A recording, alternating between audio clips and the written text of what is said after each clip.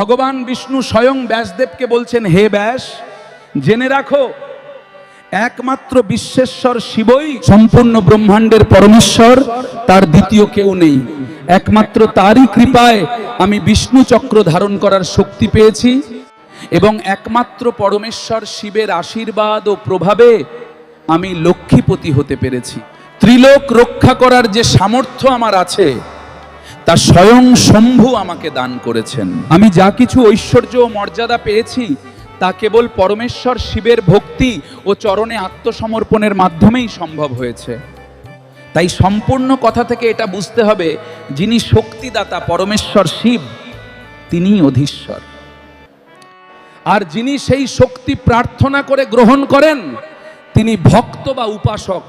তাই শাস্ত্রীয় বিচারে পরমেশ্বর শিবই অনাদি অনন্ত এবং নিখিল ব্রহ্মাণ্ডের প্রকৃত এবং একমাত্র অধিপতি। ব্রহ্মা বিষ্ণু ও মহেশ্বরের সৃষ্টিকর্তা জনক। সৃষ্টিকালে সমগ্র বিশ্ব ব্রহ্মাণ্ড ব্রহ্মা বিষ্ণু ইন্দ্র উপেন্দ্র সহ সবকিছুর সূচনা শিব থেকে হয়, আর অন্তে সবই পরমেশ্বর শিবে লীন হয়। শুধু থেকে জানতো একমাত্র শাশ্বত পরমেশ্বর শিব।